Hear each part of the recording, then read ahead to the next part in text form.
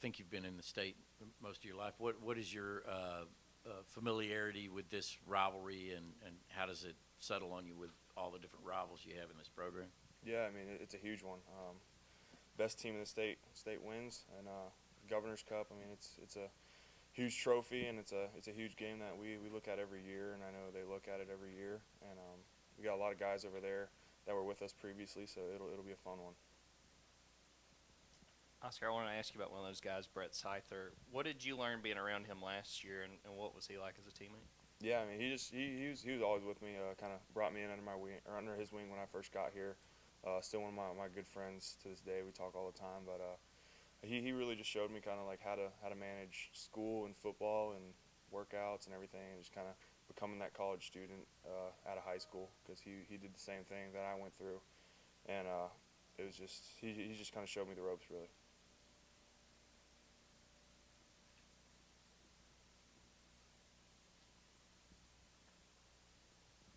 Yeah, I guess just speak to the environment you guys played in Saturday and what the message was in the locker room in terms of just handling the crowd noise and all that stuff.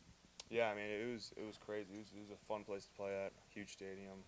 They had a great turnout, and they were loud. But I mean we control the environment ultimately, and we don't really like to let those external factors kind of dictate how we play or how we do our things. So, I mean we were prepared for it. We practiced all week for it, knowing how it was going to be.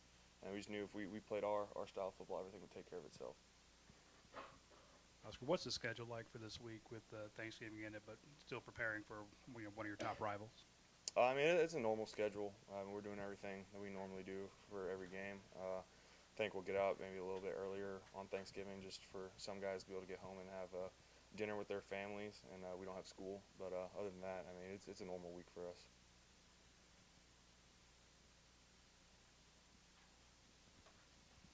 Oscar, what do you feel like it says about y'all's offensive line that Saturday Tate gets hurt, Micah and Dylan come in, and they continue to play as well as they did after that injury?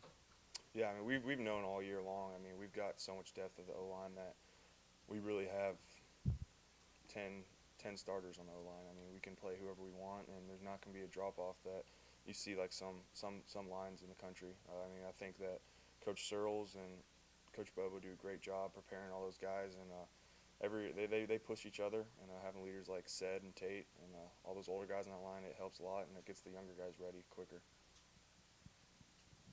Sorry for bringing up something negative. You had a drop in the game. It was pretty open, almost too open kind of situations.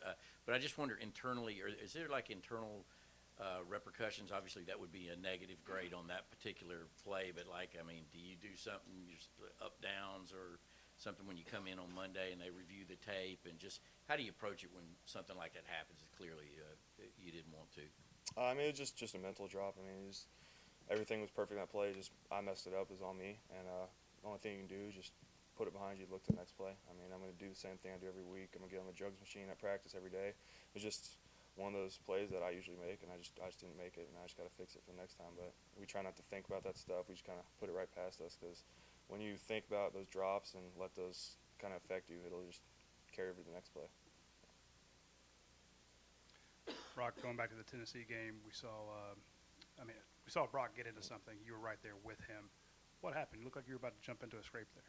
Yeah, I mean, Bowers doesn't usually freak out under the pile, and I saw him start freaking out, so I knew something was wrong, so I just tried to get in there and get him out as quickly as possible. I didn't really know what was going on, but didn't want anything to escalate any further. Didn't want any flags thrown for sure, so we just tried to get in there and get him out. You say what happened? I don't know, him and another player got into it.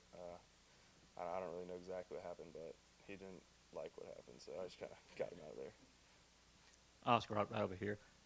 Oscar, right over here. Ask you about Buster Faulkner, taking over the OC job at Tech. I know he worked primarily with the quarterbacks when he was here, but what kind of impact did Buster make when he was here at UGA? Yeah, I mean, he was right side Coach Monken every practice with the offense, and he was always giving all the receivers, all the tight ends, everyone on offense his input, and just how to get better at practice. And I know what kind of coach he is. He's a great coach, and he's got a great offensive mind, so I know he's going to have them ready. Yeah, Oscar, Carson's been really consistent in terms of statistical output over the course of the season. What has sort of allowed him to attain that level of consistency on a week-in, week-out basis? I mean, I think just a guy like him, he gets better every week. I mean, he lets tape speak for himself. I mean, I think he's the best quarterback in the country. He prepares every week like it's his last game, and he took advantage of his role this year, and he's going to keep taking advantage of it. And I think he's going to keep getting better every week, just like he does every day in practice. Oscar, Kirby's talked about this team being able to take a punch, and I mean he's even joking around now about falling behind every game. But internally, how do you feel about the team's identity? And is the goal to get as dominant as the last 2 years' team has been? I mean, you guys are undefeated, but you know the fall behind thing is the thing coaches talk about.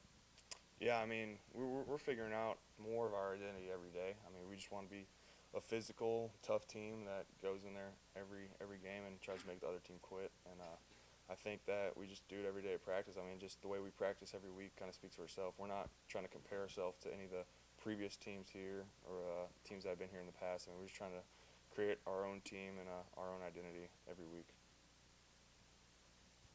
Oscar, when you came to Georgia, did you think you guys might lose a game, because that hasn't happened yet since you've been here? And what's it like to be a part of a program that's doing what you guys are doing? I don't know. I don't even think about that stuff. I mean, you just go every week and try to win and just stack wins on top of each other, and things just take care of themselves. I mean, I just know we got to keep practicing like we do, and just practice hard, play hard, and really just buy into the culture. Everything kind of takes care of itself. So I know y'all will watch more film on Tech throughout the week, but just what's your first impression of this Georgia Tech team and what it's been able to do this season? Bowl eligible, first year under Brent Key. Yeah, I mean they're a great team. It's gonna be a dogfight. We know they're gonna bring their best game. They've got really explosive offense. They've got some big players on defense, and they got a lot of guys that we've had previously in our program.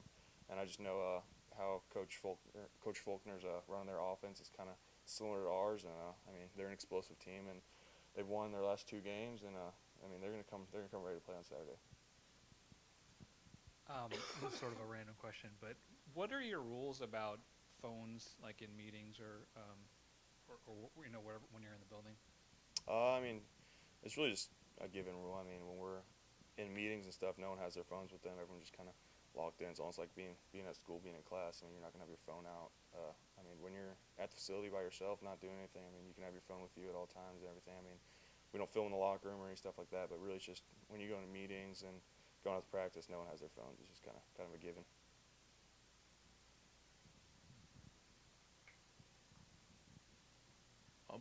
Coach Bobo obviously has a different personality than Coach Monken. Can you give us any idea what his pregame speeches and motivational speeches are like? Yeah, I mean, they're straight juice. I mean, he gets us fired up for the games and after the meetings, and I mean, he speaks right from the heart, and he really cares about us, and you can tell that he really loves us and loves us as an offense, as a team, and it's like we're in a big family. So I mean, we really care about him, and he cares about us, and we all just go out there every day to play for each other and just are inside these walls, players inside these walls. Time for 2 more questions. Yeah, it seemed like Carson was getting the ball out really quickly Saturday. A couple of his balls jumped on Brock pretty quickly. Have you ever been running around and been like, all right, I need to snap my head around much faster? Have you ever caught one off the face, essentially, is what I'm asking you? Because these quarterbacks nowadays are throwing the ball really, really quickly and on top of you. Oh, yeah, I mean, definitely. I mean, it's all part of timing, and that's what we work at every day in practice. And different teams you play, you got to speed things up or kind of slow things down just depending on who you're going against and the personnel you're going against. And just really kind of you find that rhythm with you and your quarterback, especially Carson, and just everything we do at practice. I mean, he's always going to put the ball there at the right time in the right spot. And it's great to have a quarterback like that. And we just kind of got to adjust to it and just kind of, I mean, he's going to make us right. So. Another Carson question, but you said you thought he was the best quarterback in the country, and it's interesting, but he's not going to stump for himself. But in the whole Heisman conversation, we all understand why his numbers aren't what those are because of the way you play. But do you feel like your quarterback should be in that, at least invited to New York? Yeah, I mean, definitely. I mean, you see what he does on film every day, and I think his film speaks for itself. And I mean, it's not like his stats are bad. I mean, you can look at quarterbacks that have been there previously, and I mean, I think he deserves a spot in New York. Thank you, Oscar.